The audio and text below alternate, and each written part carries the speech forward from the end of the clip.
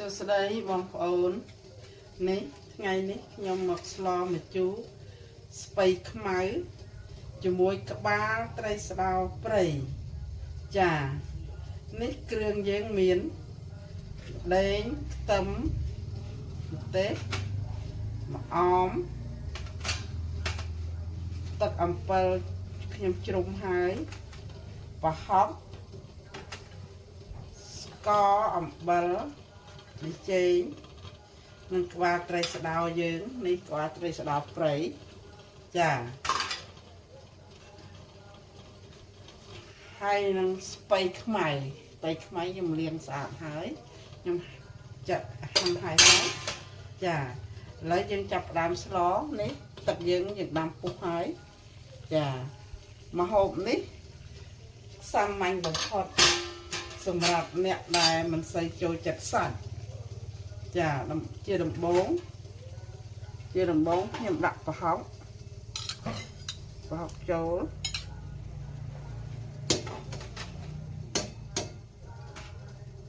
ហើយខ្ញុំដាក់ម្ដេងខ្ទឹម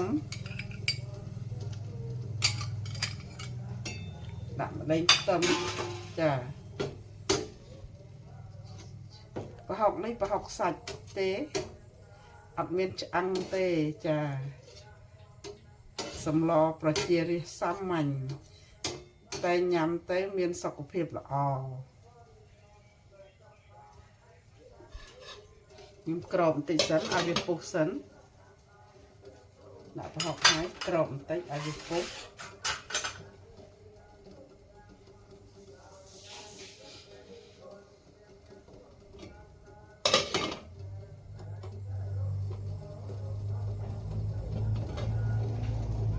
សម្លយើងបានពុះហើយ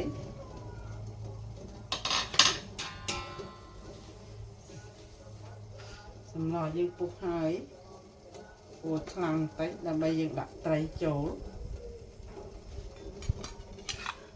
នេះត្រីយើង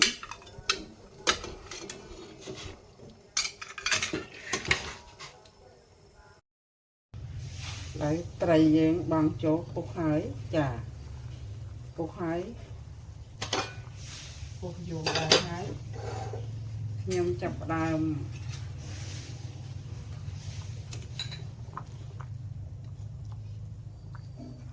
ដាក់ទឹកអំពិលបន្តិច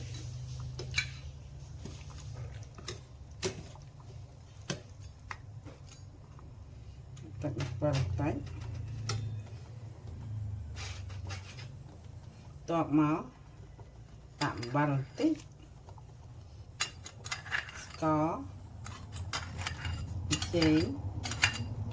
ចា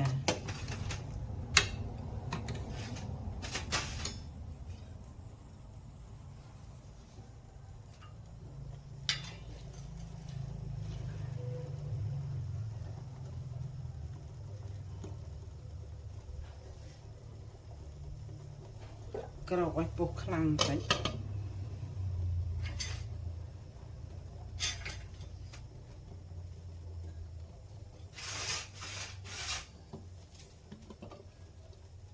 ចា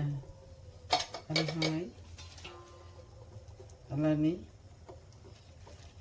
យើងចាប់ដាក់ស្ពៃចូលស្ពៃខ្មៅយើងដាក់ដើមទៅ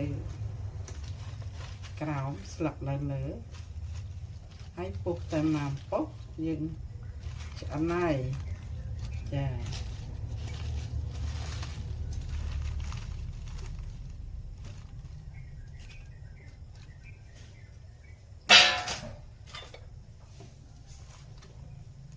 ទីកោវាតិចឲ្យទ្រង់សម្លនេះបានចាស់ទេចូលចិត្តក្មេងគេមិនសូវចូលចិត្តទេដោយសារវាគ្មានសាច់ញ៉ាំមានតែត្រី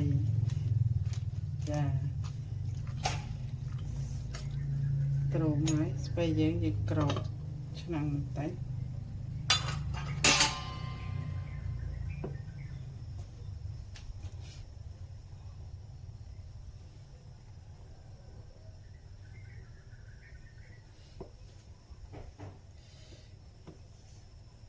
កាលពីខ្ញុំនៅក្មេងសំឡ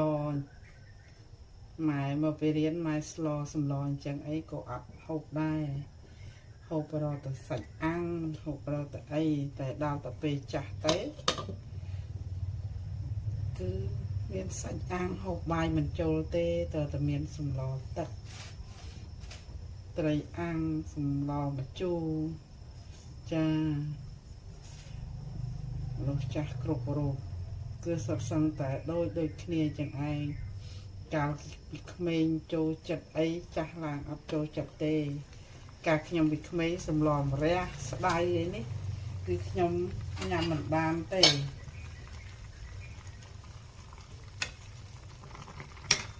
ពុកហើយសំឡយើងទៅដល់ពេលចាស់ទៅចូលចិត្តម្រះចូលចិត្តស្ដៅចា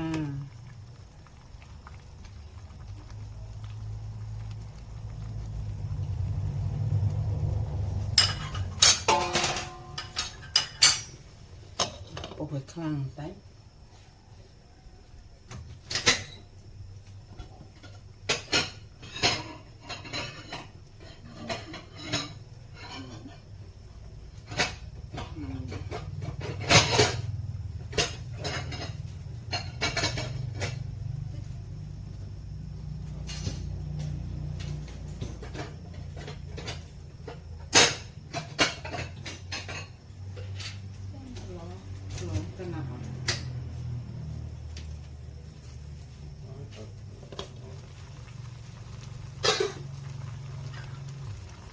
សម្លយើងពុះហើយ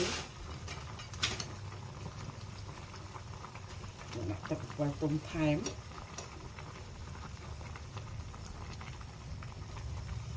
ឲ្យទុំថែម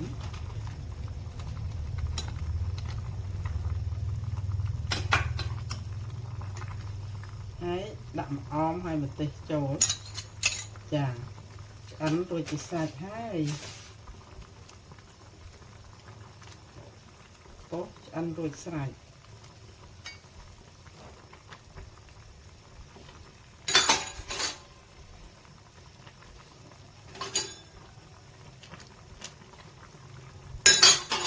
ឆ្អិនហើយយើងបិទភ្លើង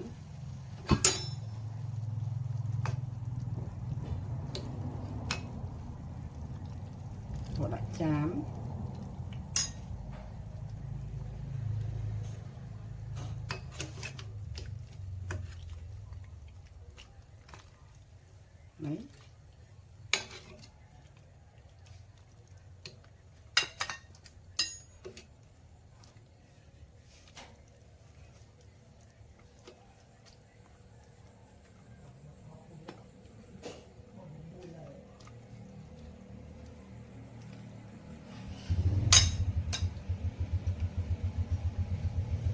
នេះចា